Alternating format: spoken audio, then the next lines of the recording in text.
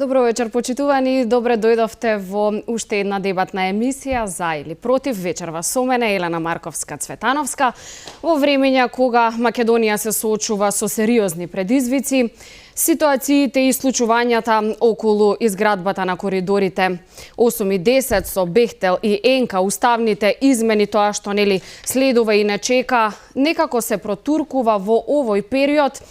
Нешто и во образовниот процес, во образовниот систем. Во вестите на телевизија Алфа неколку пати изминативе денови имавте можност да слушнете што и какви реформи се подготвуваат во основното образование, односно промена на предметите, укинување или соединување на неколку предмети во еден.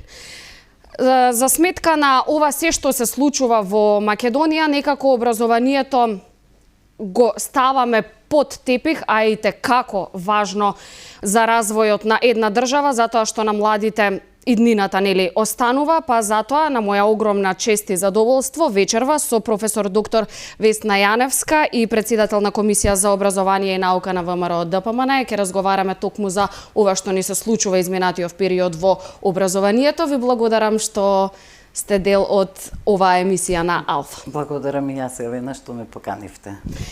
Тука со нас е и Драгана Спасевска, граѓанска иницијатива за образовни реформи, учебници и настава мора да има. На моје огромно задоволство, како нели активист, но и родител, ќе разговараме за она што ни се случува во образованието.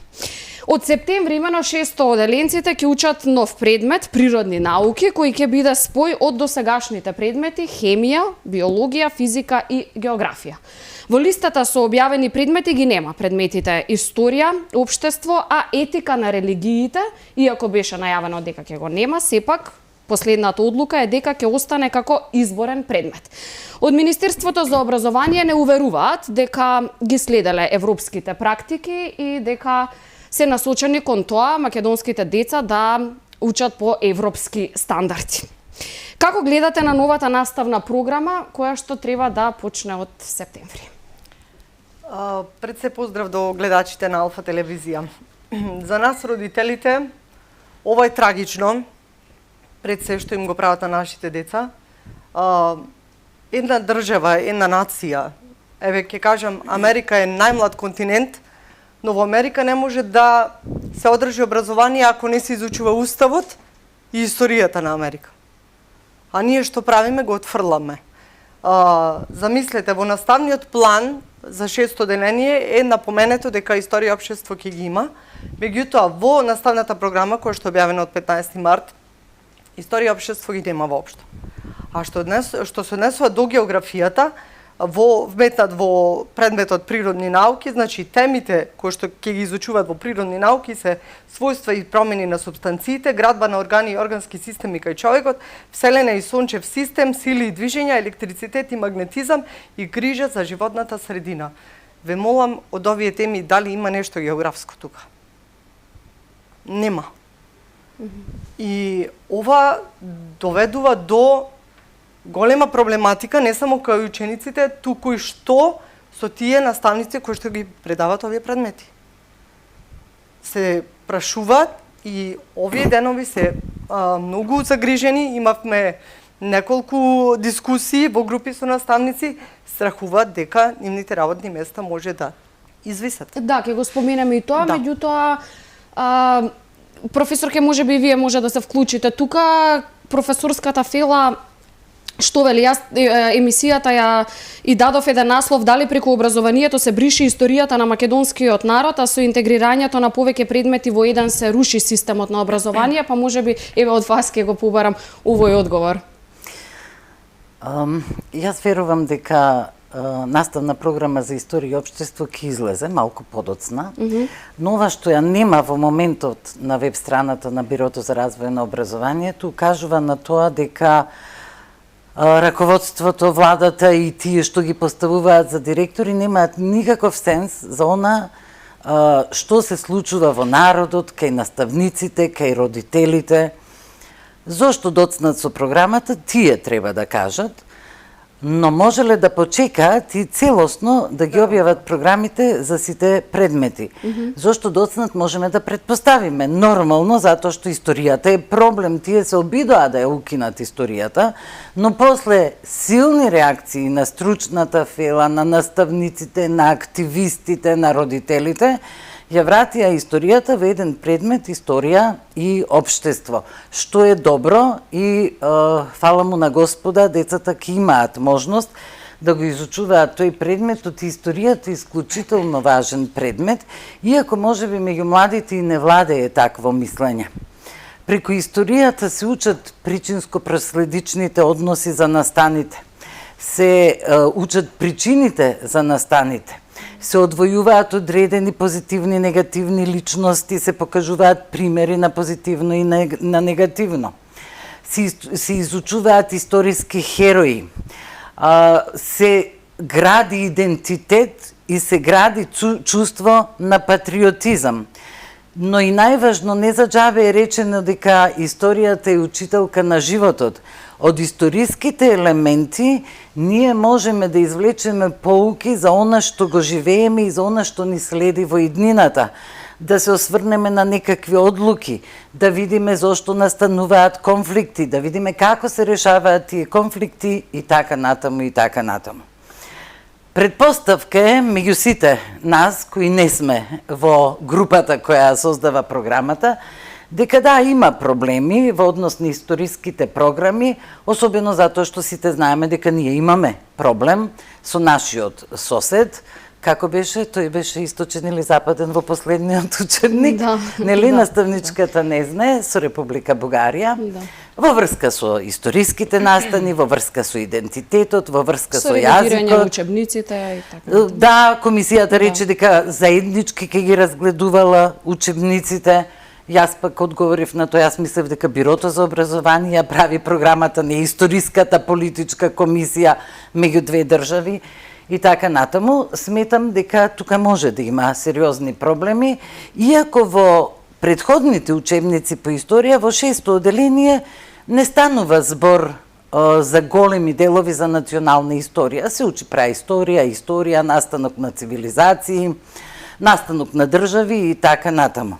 Но како и да е, тие мора да излезат и да ги смират луѓето и да им кажат: стрпете се, почекајте, имаме или немаме проблем, доцниме заради ова или заради она, историја ќе има.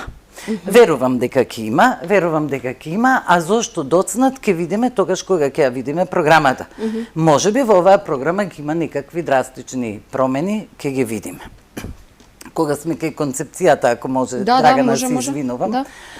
Концепцијата има огромни проблеми во неа и замерки, меѓутоа има неколку што се суштествени. Настрана укинувањето на учебниците и таа легендарната изјава на министерката Мила Царовска дека секој родител што му дава на детето учебник му прави штета. Да стигнам и бројни други, да стигнам до интегрирањето на предметите.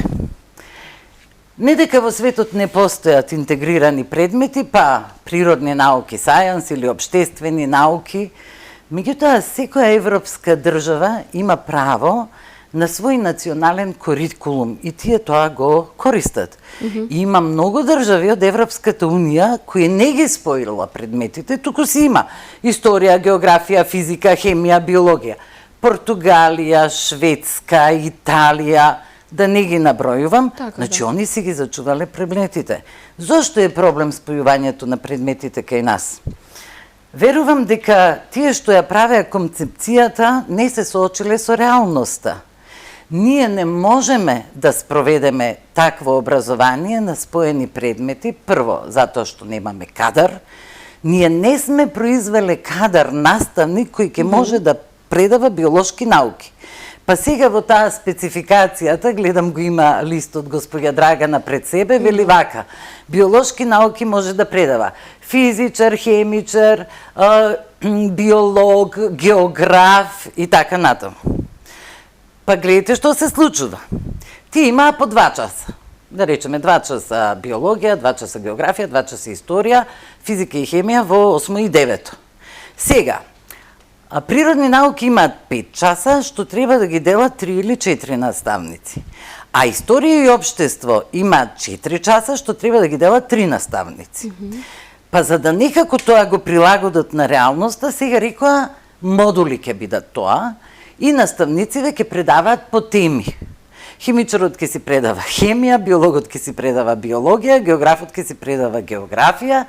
Јас од ова што го кажувате добивам чувство дека ќе се створи некоја какафонија, мислам сега тоа Па ќе се створи. треба да биде образовен процес, не смееме да си дозволиме паушално така да кажуваме еден ќе предава колку 10 минути од часот, другиот Не. На теми. На теми, на теми, ама една тема не е 1 час, една Така. тема може да биде 6 3 часа, 5 часа може да биде. Да. Па во едно оделение ќе одат со физика, во другото оделение ќе одат со биологија, например 7 оделение.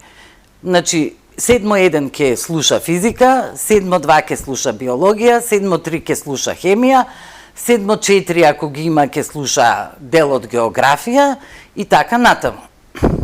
Како ќе оценуваат, оценувањето не им е решено. На ниво на актив, вели. Значи, ќе седнат овие 3-4 наставници и ќе се договорат која оценка да му ја дадат на детето. Иако наставникот по биологија поима нема колку знае детето од хемија. Па химичарот ќе рече 2, биологот ќе рече 5, сега вулгаризирам, нели? Но тоа е разбирам. реалноста.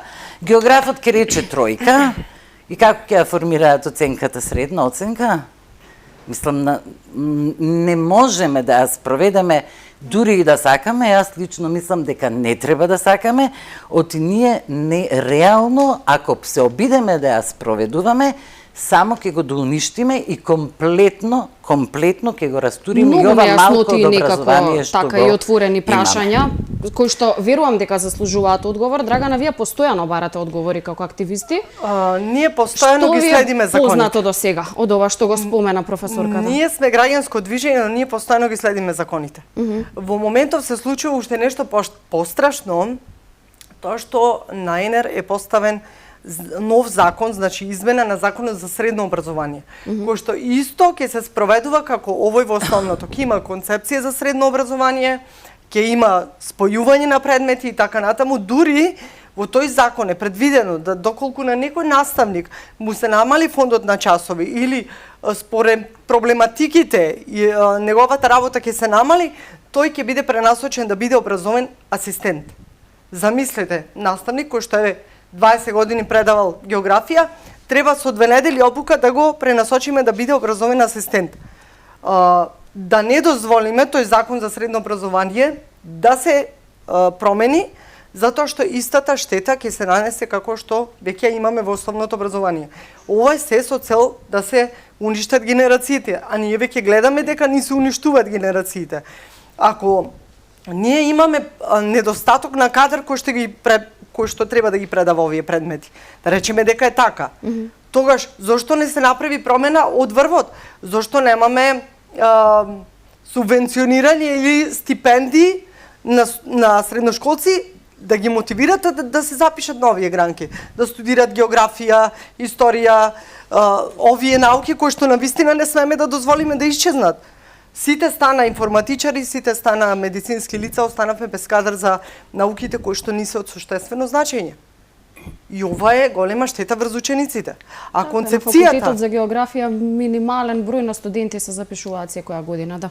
Зошто е тоа така? Значи, министерот треба да се запраша, да направи стимул и мотив кај студентите да ги изучуваат тие науки. Па замислете, имаме и еден друг проблем. Значи, ние имаме студенти кои што завршиле семејни студии, дипломирале, кои што биле мотивирани дека ќе работат и во училишта, и во социјалните установи и така натаму. Тоа е една прекрасна гранка. Тие студенти немаат профил во АВРМ, немаат профил за вработување во Агенцијата за вработување и стојат без работа. Значи, ние имаме многу големи проблеми кои што не се јавно познати, значи, тие си страдат, децата страдат, ние молчиме, а не треба да молчиме. Концепцијата треба веднаш да се запре. Да се стави адакта на концепцијата, затоа што ќе имаме многу големи проблеми, не само учениците, туку и стручната фела ќе се соочи со голем проблем. Мислам дека од септември наставниците ќе војуваат кој ќе си го задржи работното место. Толку трули моменти во целиот овој систем. Мене ме интересира, велите родителите се загрижени, вие сте активист, водите една група на социјалните мрежи на Facebook која што и како има членови, и како има реакции. Денеска ја отворив, прочитав и видов дека на вистина има осуди и остри реакции од родителите. Меѓутоа се сведува на тоа, коментари на социјалните мрежи кои што па како да не допираат до надлежните. Кој е концептот, што би правеле вие? Како да допрете до министерот, да ве слушне и да се, не знам, да се организира една јавна дебата која што ја бараат, впрочем, и професорите? Ние лани побаравме од министерот да имаме работно тело во МОН, родителска група, да биде работно тело во Министерството за образование и наука, за да бидеме директно вклучени во сите измени што ги носат. Да дадеме и ние некој предлог. Министерот ни каже до знање дека не сака да бидеме како здружение таму, мада има здруженија кои имаат меморандум за соработка со МОН и со БРО. Добро, рековме во ред, прифаќаме така, ќе избереме по 20 представници од секој град, на локално ниво согласени ќе се бират и да учествуваме да бидеме како работна група во МОН. Начелно остана тоа да имаме наредна средба за да го дефинираме тоа тело и да имаме заедничка соработка. Што се случи? Кои притисоци ги имаше министерот? Кои притисоци ние предпоставуваме, но само тој знае, повеќе никогаш не добивме пристапност до него. Ние пуштаме барања, пуштаме представки.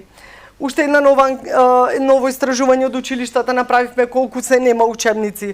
А замислете, пред да направат концепцијата, 75% од интервјуираните наставници сметат дека учебниците и наставните материјали се најприоритетна сфера на реформирање. И замислете, ние ги немаме. Сите јавно истакнале дека тој е најголемиот проблем, а ние ги немаме. И за жал што оваа концепција, мислам дека требаше да биде пробен балон, а не да го фати целото образование и да се уништат сите генерации. Кога вршиме притисок на министерката Саровска, таа велеше дека нема да има кратење предметите, нема да има, значи, цело време на тоа се бранеше. Меѓутоа, прво и трето истурка е добро. Второ и четврто се годинава, мада има многу и тука контрадикторности. Меѓутоа, еве од 2023-2024 се опфаќаат 6 генерации, значи и трето и шесто, со тоа што тука ќе бидат тие неоштетени.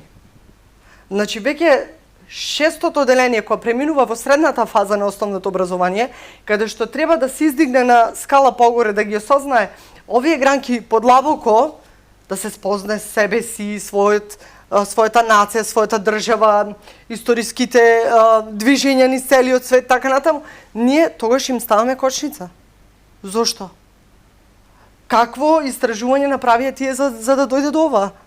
Значи, очигледно, како што се направи мистериозен притисок да ние не влеземе како работно тело во Министерството, очигледно дека Министерството трпи големи притисоци за да исчезнат географијата и историјата. Професорке, овие генерации се на удар, нели, се соочија со пандемијата, ковид пандемијата, па учење онлайн од дома, потоа ги затекнаа штрајкови на наставниците, нели штрајковите од лани, што беа, ги паметиме сите. Учебната година, еве, поминува, завршува веќе во голем дел од училиштата учебници нема, учениците не добија учебници. Освен изјавата на министерот која што ја спомена дека нема пари државата за учебници, што е, јас еве според мене нешто недозволиво, не може за учениците да се нема пари за учебници, за мене е несфатливо, еве јас мој став ќе кажам. Зошто молк и никој точно не објаснува што се носи оваа концепција, односно која е потребата, вие што сметате, која е потребата од укинување на предмети и спојување на еден во друг предмет сега, во овој период? Многу пати сме зборувале дека никаква реформа во образованието ни треба, затоа што навистина нашите ученици покажуваат многу слаби резултати и на национални и на меѓународни надпревари. И ние самите гледаме дека навистина образованието не дава квантум на знаење кое би требало да го примат децата и дека е тоа прилично различно од оној квантум на знаење кој го имаат учениците во Европската Унија. Но, секоја нова реформа или еве нека биде концепција, треба да е трасиран пат кон успех. Не треба да создава дополнителни проблеми. И она што сакам да го кажам, кое јас лично сметам дека е исклучително важно, реформата не ја носи министерот, реформата не ја носи владата. Реформата треба да изнесат наставниците. Оној кој нема сојуз со наставниците за да се спроведе реформа, не може да спроведе никаква реформа. Точно е дека Министерството или овие креаториве на концепцијата и во Бирото за развој на образованието не работеа транспарентно. Тие рекоа дека направиле анкета на 4000 наставници и толку заврши со таа анкета. Реакцијата на целото општество требаше да им покаже дека не се на добар пат. Сега ние, бидејќи концепцијата е се уште на сила, и ако министерот прави некакви надвор од концепцијата, предпоставувам, обиди да ја поправи штетата со тоа што реши да печати учебници, а вчера добија учебник по општество, уште нема учебник некаде по математика и уште нема учебник по македонски јазик, денес сме 19 април. За еден месец се уште им фалат учебници. Значи, штетата која се обидува да ја поправи е многу голема, а начинот на кој би можела да се поправи е толку многу комплициран што речиси е неизводлив. Еве да се надоврзам на она што го кажа госпоѓа Драгана. Госпоѓа Драгана кажа дека дел од наставниците може да останат без своите работни места. Ние реформите ги правиме за учениците, не за наставниците, меѓутоа наставниците ни се неопходни насушен леб за нашите ученици. Ние не можеме со нив да си поигруваме. И еве јас ќе ви кажам што добив од член на Сдруженијето на географичари на Македонија. Значи тие, кажав, јас спомнав дека имаа по 2 часа, сега ми се чини дека географија е најоштетена и они си израчунале дека на ниво на цела Македонија тие во 6-то одделение губат 1238 часа, што значи 62 работни места, а ако концепцијата продолжи 7, 8 и 9, значи работни места по географија, односно без работа да предаваат географија, ќе останат 248 наставници. Концепцијата вели не, ниеден наставник нема да остане без работа. И како тоа? Да, впрочем и од Министерството за образование. Така велате се, јас ќе се обидам да го објаснам како е тоа реално. Добро. Овие наставници, нели, дел од нив ќе одат, ќе бидат образовни асистенти, а овие, што го спомнавте, тоа е наведено а во овие законот. треба да предаваат сега изборни предмети, да водат клубови, да работат општествено корисна активност, да спроведуваат со децата и така натаму. Изборни предмети. Ниеден од нашите наставници, како што не е обучен, значи факултетите нив не ги обучуваат да предаваат природни науки и општествени науки. Значи реформата требаше прво во факултетите наставнички да се направи. Ниеден од овие наставници за кои што сега зборуваме не е ни формално, ни неформално образован да држи некој изборен предмет, например фотографија. Еве јас за фотографијата се фаќам. Нели? Или драма. Или не знам крафт занаети. Да. Нели, оти во многу европски земји имаат занаети. Шијат, моделираат, нешто прават Така е, децата, да. нели така? Да. Економија во некои земји има уште во основно училиште. Ги подготвуваат за предприемачи, што е исто така многу добро. Сега овие наставници треба некој да ги обучи да држат изборни предмети. Обуките требаше да се спроведуваат, ама не се спроведуваат. Директорите некој треба да ги обучи како да ги направат распоредите. Не се обучени. А од септември треба да почнеме. Па нека не е овој септември, нека е следниот септември. И така тој што студирал географија, биологија, скратија еден час англиски, скратија час македонски, скратија час ликовно и музичко, напротив, требаше да се зголемат, преку ликовно и музичко се учи и македонски, и математика, и историја.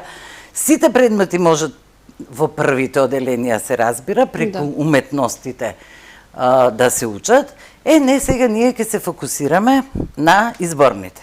Ама сега ќе ви кажам како тоа изгледа во реалност, да знаат и родителите и сите. Наставниците,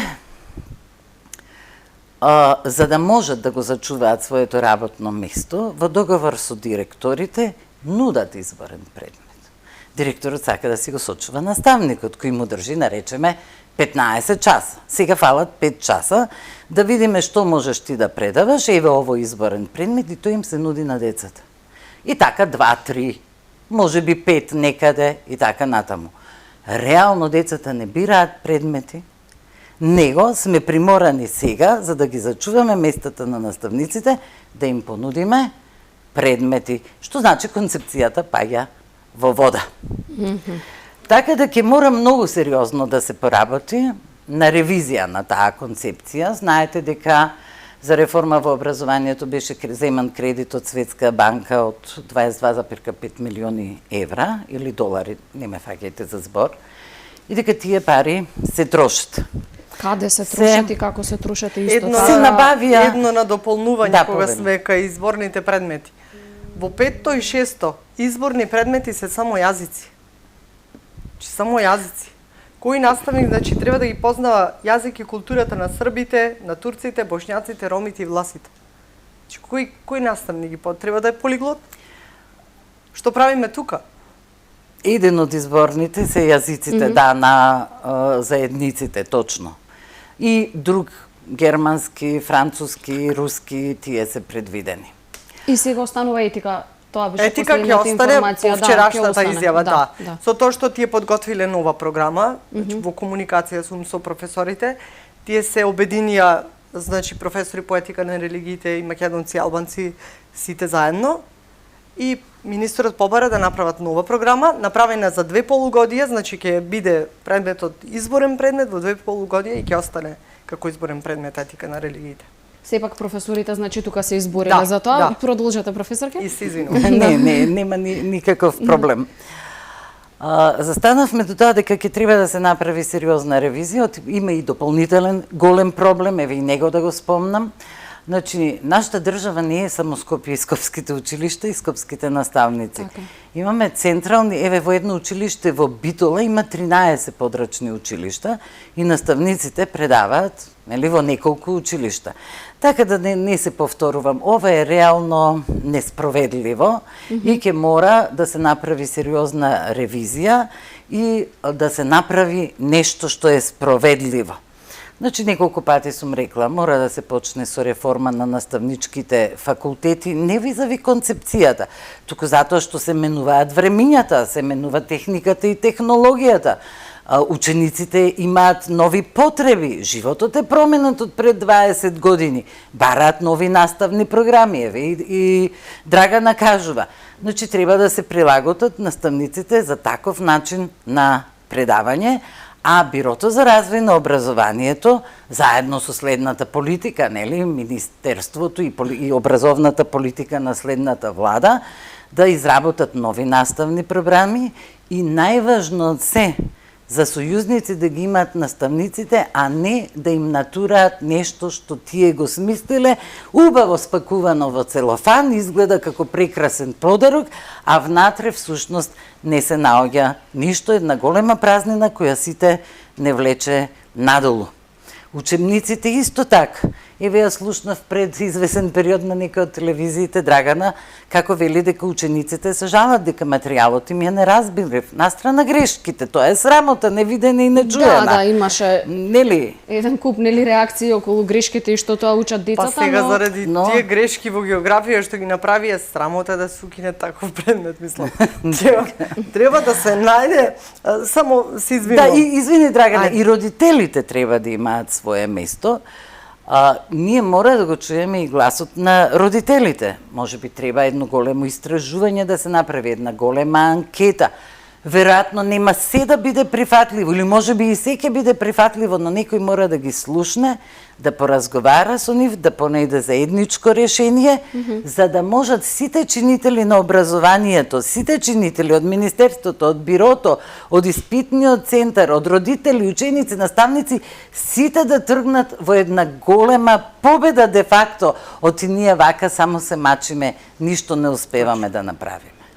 Почнуваме некако не од сршта, него од некој друг сегмент од кој што ништо фактички суштински не променуваме, туку како да треба нешто да се спроведе, некоја агенда, така би рекла, така некако се остава впечаток во јавноста. Зошто? Затоа што нели споменавте и вие дека треба да се почне од високото образование, да створиме прво кадар што ќе ги учи тие деца. Тоа го кажав и јас. Така е, Значи, така е. пред се треба се вложиме да ги насочиме средношколците каде да се насочат, да имаме стипендии за овие, да останат овие гранки.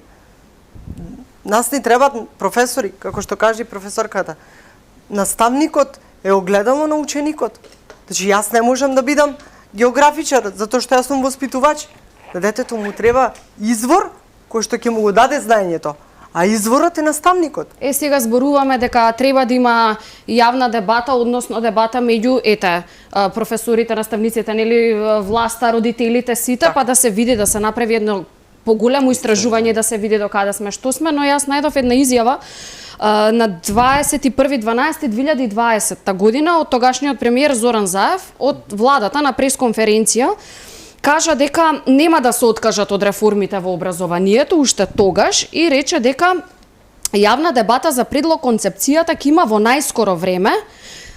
Ама и во најскоро време, веќе 2,5 години поминаа и ништо не се случува, тогаш и кажа дека ќе се намалат наставните содржини кои што се ценат како вишок и непотребни за учениците. Сметате дека овие предмети не се потребни за учениците? Мислам, јавната дебата ја спомнуваме само на една пресконференција дека ќе ја има уште пред 2,5 години и ништо од тогаш не се случува. Не, Елена, тие сметаат дека не се потребни, а ние сметаме дека се потребни.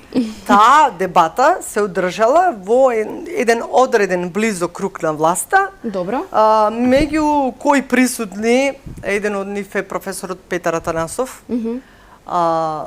Сите се спротивставиле на таа дебата за концепцијата, значи не се согласиле тоа што е напишано во концепцијата и оштро се спротивставиле дека ова не треба да се спроведе. Меѓутоа, како и по навика, министерката излега пред медиумите и кажала дека концепцијата е одлично прифатена од сите колеги и ќе се спроведува. Ама еве гледаме трета година што направи концепцијата врз нашите деца и врз целиот образовен систем. Катастрофа. Ваш коментар околу тогашната изјава за јавна дебата, дали вие имате информации, еве како Драгана, дека таа се случила и биле сите нели со негативни коментари? Тоа е една единствена јавна дебата за која знам, а тоа беше изнудена од опозицијата, односно од ВМРО ДПМН и се одвиваше во собранието, во која имаше представници од многу здруженија, стручњаци, експерти кои дискутираа, но факт е дека заклучоци од таа дебата никогаш не излегоа, затоа што никако не можевме да се согласиме ние кои ја критикувавме, реално ја критикувавме концепцијата со оние кои ја поддржуваа, па така заклучоци од таа дебата нема, а точно е дека потоа министерката и министерството објавија дека ќе се продолжи со концепцијата без оглед на тоа што се беше кажано таму. Да, тогаш беше присутен и тогашниот премиер Зоран Заев, кој не изреагира на коментарите на експертите, изслуша и се замина на половина и заврши се така како што заврши, без никакви заклучоци. А сега, односно вчера на пресконференција во владата, премиерот Димитар Ковачевски, прашан токму од новинар на телевизија Алфа, околу предметите и ова што се крена нели прашина во јавноста, се извинувам, кажа дека не бил во тек, дека ќе поразговара со министерот за образование и ќе ги свикаат повторно новинарите на уште една пресконференција за да ја објаснат концепцијата и што точно се случува и зошто го нема предметот историја и зошто се спојуваат предметите и дали е тоа потребно. Прашањето ми е дали е дозволиво премиерот на државата да нема информации за концепцијата која што треба да почне од септември оваа школска година, веќе имаме уште еден месец до крајот, потоа летото само останува за нешто да се направи. Дали треба ние родителите да ги следиме законите на ЕНР? Дали ние треба во јавноста да кажуваме што се менува во образованието? Тој треба прв да ги има информациите, да биде спремен да одговори на се, затоа што верувам дека и тој има деца, пред се за неговите деца да се грижи што ќе изучуваат. Настрана од останатите. Тоа е една срамна изјава за еден премиер, поради тоа што децата ќе ни ја водат иднината. Ако ние сега, значи не утре, не задутре, не да чекаме наредна власт, ако ние сега не превземеме радикални чекори да се сопре оваа концепција, па макар 2 години нека се учи по старите програми, а во тие 2 години нека се вклучат стручната фела, како што каже професорката, родителите, стручни тимови и да се направи реформа која што ќе донесе за добробит на на децата во Македонија. Значи, ние не можеме да се водиме на фински модел кој што е недостижен за нас. Недостижен за нас, зборувам, недостижен. Добро, но властите велат дека се водат по словенечкиот, така? По финскиот модел. По финскиот. Сега? Да. Аха, добро. Некаде кога да прочитав некоја изјава дека во Словенија така се спојувале предмети, па некако им било и тоа како терк. Искрено, се извинувам уште ова реченица. Јас би сакала премиерот, министерот да покренат јавна дебата каде што ќе бидеме вклучени и ние родителите и стручната фела да утврдиме што понатаму со оваа концепција. Во спротивно, верувајте, има родители кои што сакаат да ја бойкотираат наставата и од септември да не ги пушта децата на училиште. Ова ви го тврдам јавно затоа што сум во секојдневна комуникација со многу родители и наставници. А и наставниците деновиве расте револтот кај нив затоа што се тотално незапознаени што ќе се случува со нивните работни места. Значи, проблемот се продлабочува. Ние наместо да имаме испливање и израмнување на сите проблеми, ние дополнително ја разбрануваме проблематиката со концепцијата. Затоа, значи, јавно, еве ги повикувам, нека не викнат на јавна дебата, за еднаш, за секогаш да се направи одлука што понатаму со оваа концепција. Нека направат ревизија, истражување дали донесе добро овие 3 години или донесе нешто спротивно од тоа. Кога станува збор за нешто толку крупно и толку многу важно, да, премиерот би требал барем базично да биде запознен, но добро, и ако не бил, ќе го запознат. Јас сум длабоко убедена дека нема кој да го информира соодветно, освен оние кои што ја креирале концепцијата и дека никому не му е јасно, ама баш никому, што и како ќе се спроведува, затоа што, како што кажува господја Драгана, се беше крајно нетранспарентно, необјаснето, па и недообјаснето. Се прашувам дали и самата министерка која донесе концепцијата сосема ја разбираше. Не сум сигурна, му се извинувам на министерот Шакири, можеби тој ја разбира. Еве, јас не ја разбирам, додуше јас сум опозиција и не морам да ја разбирам, јас само ги поставувам овие прашања кои според мене се несправедливи. И тврдам дека е така, нека повелат да ми објаснат како ќе ги спроведат. Сакам малку да позборуваме за историчарите, затоа што некако и тие го кренаа гласот, посебно, нели, ги баравме ние како новинари за да информираме јавноста. Од историчарот Митко Панов вели ваквиот потек на власта е избрзан и целосно ќе го уништи онака лошото образование. Тој за Алфа вели дека е потребна длабинска реформа, но и соопфатна дебата која би вродила со плод. Она нешто што до сега го кажавме, да. Историчарот Тодор Чепреганов пак во денешните вести на Алфа има гледачите можност да го слушнат неговиот став. Вели со бришање на историјата од наставен предмет се брише и историјата на македонскиот народ, без поголеми и детални консултации со фелата. Вработените во Министерството за образование не се надлежни да спроведуваат реформи. Јас уште еднаш... Надлежни се или не се надлежни? Можат ли сами сето ова да го прават? Вработените во Министерството за образование не ги спроведуваат тие реформите и не можат да ги спроведат тие сами. Да бидеме сосема јасни, не сакам да излеземе од емисијава со забуна. Да. Историја и општество се предвидени. 6, 7, 8, 9 одделение има историја и општество. Зошто предметот историја како предмет го нема е затоа што ги интегрираа предметите. Зошто ги интегрираа предметите? Затоа што сакаат да кажат дека се проевропски, напредни, иако ви кажувам дека многу земји, нели, кои се многу понапредни од нас, имаат зачувано предмети. Но она што се крие во позадина е дека може би ги спојуваа предметите да избегнат историјата затоа што сме ние во крајно неповолна ситуација во однос на нашите врски со Бугарија и историските комисии кои не знам до кога ќе преговараат, што ќе испреговараат и што ќе кажат. Па бегајќи од тоа, тие рекоа дека Илинденското востание било кренато заради незадоволството на населението од власта, ви се молам, а дека манифестот бил повик за соживот. Ете тоа се обидоа да направат од историјата под влијание на состаноците, решавањето на проблемот на историските комисии, не знам што да кажам. Верувам дека еден од елементите кои доведе до спојување на предметите беше и тоа. Но повторувам, историја и општество ќе има. Сега само треба да ги видиме програмите какви ќе бидат. И ќе ги видиме сега од 6-то почетокот, па понатаму Да се до 9-то. надеваме, да. Може би прашањето треба да го упатиме и до министерот кога ќе се појави, нели, кога ќе се објават. Да. Конечно тие концепции. Во концепцијата има, сега да. с краја да е, белки нема да се осмелат па да го укинат, но во концепцијата, нели, во наставниот план си го има тој предмет историја општество. Мислам дека сме јасни сега веќе за гледачите. Тука ќе побарам реклами, време е за реклами, а веднаш потоа и за тоа што се провлекува во образовниот систем во државата. Малку ќе позборуваме околу родовите и оние наставни ливчиња што протекоа во прво оделение во едно скопско училиште. Почитувани, останете тука, ви ветувам уште интересни дебати и прашања. Видете со Алфа.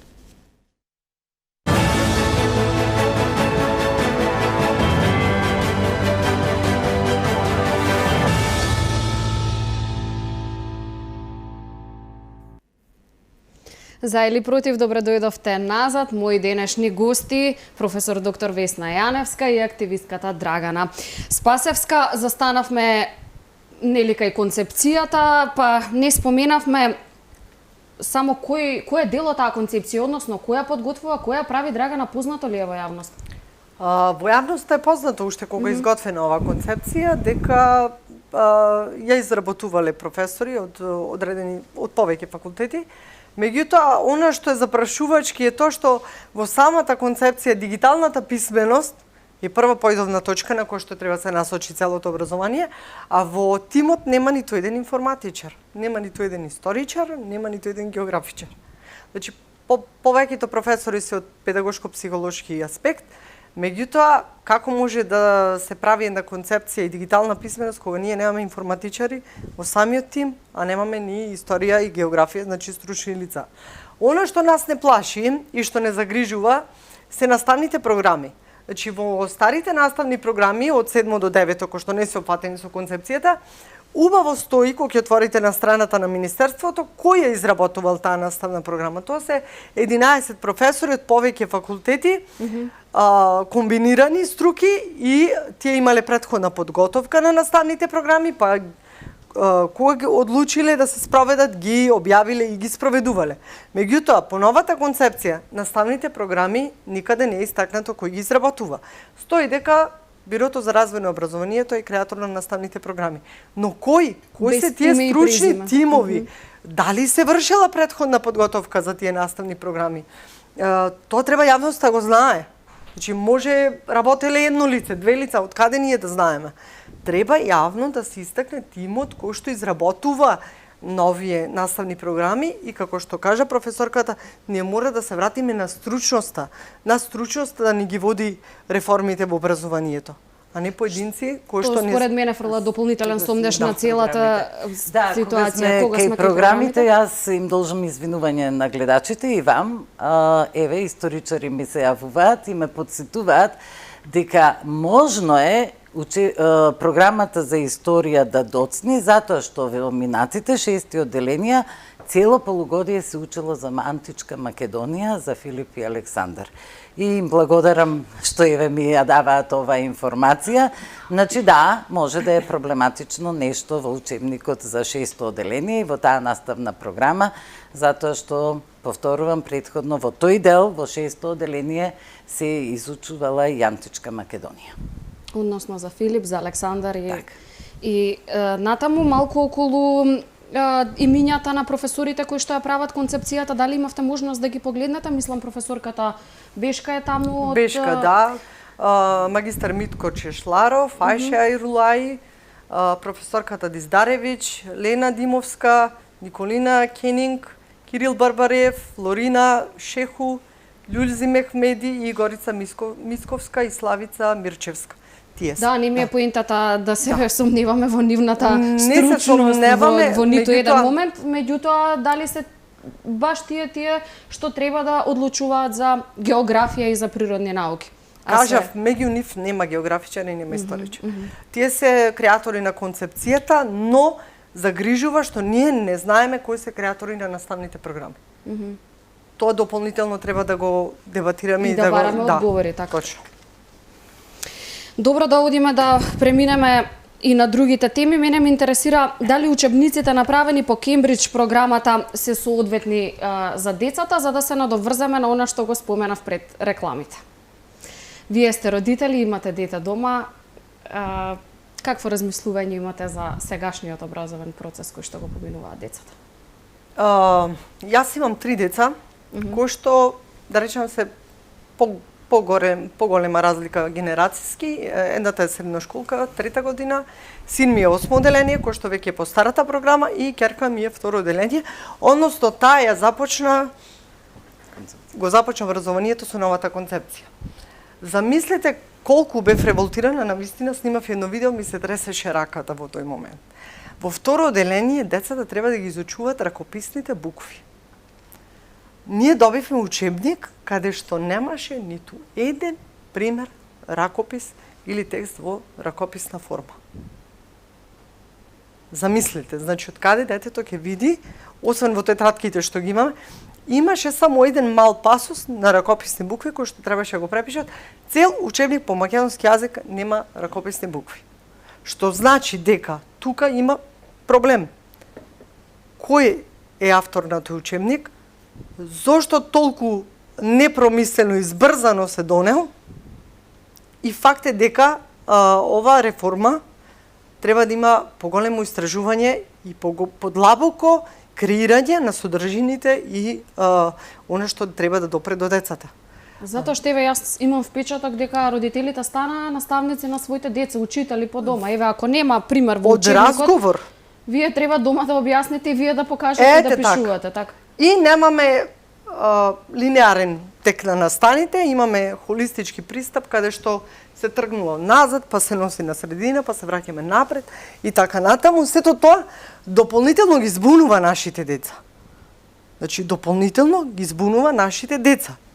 И верувам дека е тешко, а верувам дека и за нас тешко, затоа што се обидуваме да им го олесниме учењето. Верувајте дека има родители кои што велат подобро детето да не оди на училиште, јас ќе го учам дома. А ние имаме многу поголем проблем, затоа што секаде во светот, дури и во балканските земји, родителите имаат можност да избираат. Значи имаат втора можност, втор наставен образовен модел. Ние во Македонија немаме. И тоа е дополнително злоупотребено од властите и креаторите на овие образовни политики, со тоа што не ни дават можност за избор. И ние размислуваме, ние групата на родители, многу на тој начин, дека ние мора да си донесеме втор модел, каде што ќе избираме каде и по која наставна програма ќе изучуваат нашите деца. Ако не престане ова концепција да се спроведува, ако не се, значи не велам да чекаме наредна власт. Сега, овој момент треба да делуваме концепцијата да се запре. Затоа што навистина се плашиме за иднината и знаењето на нашите деца и веруваме дека ние ќе најдеме начин, дали преку промена на закон, дали ќе излеземе на улица, ние ќе бараме концепцијата да се запре и да ни се даде можност за втор образовен модел. Треба да имаме право на избор како родители, затоа што се ова што ни се наметнува не е добро ниту за нашите деца, ниту за нас. Ме интересира вашето размислување на оваа тема. Јас лично не сум драгана за учење од дома, затоа што освен за оние деца кои мора тоа да го прават, и ќе го кажам од личен став, иако го почитувам ова што вие го размислувате и можеби треба да се продискутира. Еве јас ќе си дозволам да кажам дека мислам дека училиштето е социјална установа. Децата таму се дружат, учат разлики, се запознаваат меѓу себе, комуницираат, учат како да комуницираат, учат и добро и лошо, осознаваат многу нешта во група. Тие цел живот нема да бидат самотници, нели? Туку ќе живеат цел живот во групи, ќе бидат социјални суштества и добро е уште од најмала возраст да се вклупуваат во општеството кое за нив е училиштето во тој момент. Па потоа, нели, и надвор, улицата, пред зграда, игротеките, парковите и така натаму. Така да мислам дека дома би требало да учат само оние деца кои мораат да учат се дома. извинувам, мислам дека погрешно бев сватена. Тоа што таа изјава даде одредена мајка, а има многу такви, на кога мислев на втор модел, не мислев на домашно учење. Туку на наставни програми. Не само наставни програми. Во самиот закон за основно образование ние немаме право да отвориме ниту приватни училишта, ниту пак верските заедници имаат право да отворат училишта, што во секаде во други земји имаат и приватни училишта и верските училишта имаат право. Ние немаме никаква друга шанса освен овој единствен образовен систем. Мислев на тоа да ни се даде или можност на приватни училишта или втора наставна програма, да имаме можност да согледаме разлики и да видиме што е подобро за нашите деца. Секако за ова треба да се дискутира, иако не мислам дека имаме позитивни многу ефекти од многу приватни факултети, универзитети, па и училишта, но секако темата треба да се разгледа. Да, во некои западноевропски земји им е дадена слобода на училиштата сами да ја формираат наставната програма и ние евентуално некогаш во иднина би можеле да почнеме со таква една пилот програма, но првенствено мислам дека треба базата да ја решиме. Значи да ги придвижиме учениците да го засакаат училиштето, да им е пријатно во училиштето. Не станува збор само за наставните материјали и наставникот, и за условите во кои тие учат, а наставниците работат, за дидактичките, нагледните средства кои ги имаат, лаборатории, па и нели не само лаборатории за другите предмети, кабинети. Сето тоа да го направиме за децата да сакаат и да им го објасниме значењето на знаењето.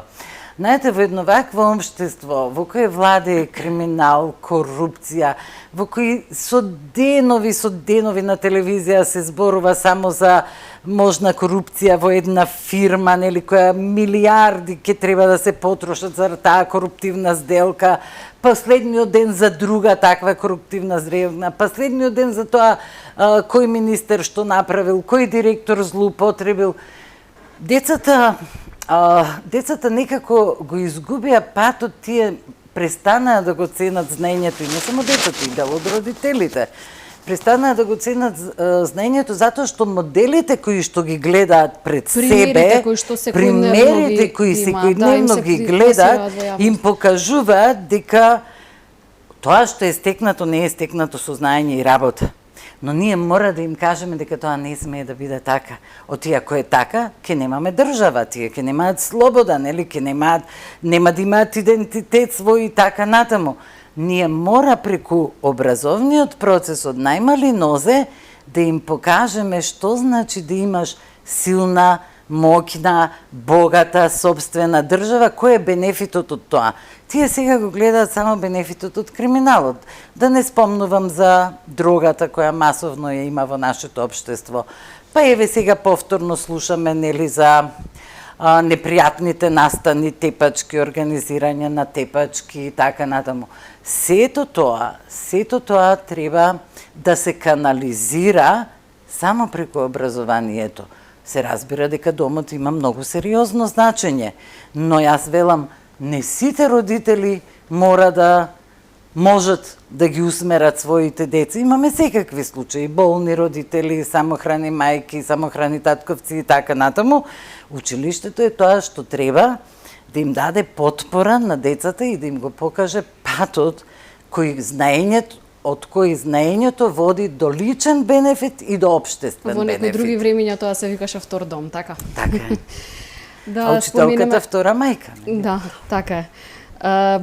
Да споменеме за работното ливче кое што излезе во јавноста, загрижена родителка, па мислам дека беше и во вашата група објавено. Да, и јас така? го објавив, да. Да, вие го објавивте.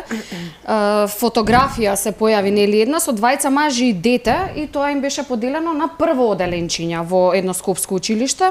Родителите го кренаа гласот, па од училиштето потоа кажаа дека станувало спор за татко со двајца синови, некои оправдувања, да, па потоа се откри дека тоа баш и не било така, затоа што го најдоа тоа наставно ливче, дека било превземено од некаде. Сега сметате ли дека ова е некоја наивна и ненамерна грешка или на мала врата се протуркува и се, не знам, се опипува мислењето на јавноста околу промените кои што не очекуваат? Ова не е никаква грешка. Ова е свесно вметнато во концепцијата за основно образование. Ова е уште еден загрижувачки проблем поради кој што треба оваа концепција да се запре. Значи во концепцијата родовата сензитивност или рамноправност е застапена на второ ниво. Сега, цитирам од концепцијата. За да овозможи родова рамноправност, образованието поттикнува вклучување на родова перспектива во обуката на наставниците, реализира настава низ содржини во кои нема експлицитни родови стереотипи, користи пристап кој е родово сензитивен и повикува на концепцијата за основното образование 13 критики однос кон кој е родово кон родовата нееднаквост. Наставните содржини се избрани така што водат грижа и на девојчињата и на момчијата да им понудат позитивни модели на идентификација кои не се ограничени од традиционалните родови улоги. Значи, Не се внимавајте, ограничени, да. позитивни модели за идентификација кои не се ограничени од традиционалните родови улоги. Значи, во концепцијата јасно е воведена родовата еднаквост и тие родови содржини кои што треба децата да ги, според нив треба децата да ги знаат. Меѓутоа, традиционалните, и тоа не се улоги, значи традиционалното гледиште на мајка, татко и семејство не е традиционална родова улога како што тие нарекуваат. Тоа е сршта на едно општество и тоа е клетката на една планета, на едно општество. Значи, ние сме мајка, татко и деца. Секој знае каде потекнува, дури кога ќе се роди, во самиот извод му пишува што е, дали маж или жена. Меѓутоа, тоа е свесно воведено затоа што самата концепција налага тоа. А за тоа јавно не се зборува затоа што самата министерка знаеше дека ќе најде на голем отпор на ова. И денес ние поднесовме до министерот барање да термините род и родов идентитет така да се отфрлат од законот и како и тоа да се изврши промена на членот 48, го цитирам, вели: Училиштето се грижи за сексуалното и репродуктивно здравје на учениците преку обезбедување информации базирани на научни сознанија, човекови права, родова еднаквост и промовирање на почитување на различностите. Значи, инсистираме, ако овде базирани на научни сознанија, тогаш дека ни ги докажат тие научни сознанија по кои се водат тие со таа родова еднаквост, значи да биде стручно и научно докажано, па тогаш нека ги воведат во Законот за основно образование. Видете, овие термини ги нема во Устав, а се вели, доколку се воведува нов закон или се преименува нов закон, пред се треба да биде воден од Уставот. Ние не сме во Европска Унија. Ова што насилно ни се прави нас, се уште еден чекор непромакнати кон прагот на Европска Унија, ние проголтавме многу работи. А за жал проголтавме многу работи на штета на нашите деца. Ние не велиме дека овие лица не постојат, меѓутоа, зошто на малолетни, зошто баш во Законот за основно образование ова е наметнато? А сега веќе ќе се примени во Законот за средно кој што е ставен најнер. Значи, едно лице кое што не наполнило 18 години, значи не може сопствено само да одлучува, не може да полага возачка дозвола, значи не може да носи само одлуки во животот, кој што пред се заради зрелоста на неговата психолошка состојба, не е свесно да рационално да донесе некои одлуки. Зошто тогаш на малолетни лица им се наметнува родовата идеологија? И мислам дека мој мислење и мој став е дека етика на религиите, може би благодарение на тоа што професорите беа здружени и упорни, може би не годинава, но ќе се оди на тоа етика на религиите да се отфрли. Верувајте, ако народовата идеологија и смета религијата, традиционалното гледиште, ние не можеме да го замнеме. Тоа е клетка на едно општество. Значи, ние не можеме суштината на животот да му ја преобратиме кај децата. Се знае функцијата на едно семејство како треба да биде и како да се води. Бидејќи сме при крај, да, само уште ова. Пораката, да? Јас се надевам дека министрот ќе го разгледа ова барање и се надевам дека ќе имаме дебата и за ова. Кажавме, нагласиме дека бараме да не прими да разговараме за ова. Повикувам целата јавност, целата стручна фела, историчари, географичари, сите професори, овој пат навистина да се обединиме за запирање на концепцијата, не само по однос на ова прашање што сега го зборував, туку и по сите останати проблеми кои што ги имаат децата, и навистина да се запре оваа концепција и да видиме од каде треба, кој корен да го пуштиме да имаме квалитетно образование за нашите деца. Драгана, ти благодарам. Алфа телевизија е секогаш отворена за нови моменти кога ќе имате дали одговори, дали активности некои што ќе ги спроведувате натаму. Професорка, уште вие за крај да ми одговорите на ова прашање што го поставив претходно околу наставното ливче, дали на мала врата се протукува нешто или беше ненамерна грешка? Не верувам дека е ненамерна грешка, но не е во концепцијата за прво оделение. Ако има малку време, нашиот став во МРДПМН, демохристијанска, десно ориентирана партија, и таа обрнува особено внимание на хетеросексуалното семејство. Она што и Драгана го вели, мајка, татко и деца, и ние го негуваме таквото семејство. Апсолутно сметаме дека треба да бидат признаени правата на ЛГБТQ заедницата, но таму во ЛГБТQ фали S, straight. Нема нас. Каде се нашите права? Значи, тие треба да поразмислат дека треба и нашите права да бидат таму ставени, на оние кои мислат поразлично од нив. Децата од прво оделение не прават разлика на многу нешта. Па нив името Бујар, Артан, Елив, ништо не им значи. Тоа им се другарчиња со кои што играат. Некои деца кои живеат во други општества не ја гледаат ни разликата на бојата на кожа во прво оделение. Дали е кафеава, дали е црна, дали е бела, жолта и така натаму. Така да во прво оделение апсолутно нема никаква потреба од такви наставни ливчиња и нема никаква потреба да им ги посочуваме разликите кои они не ги гледаат.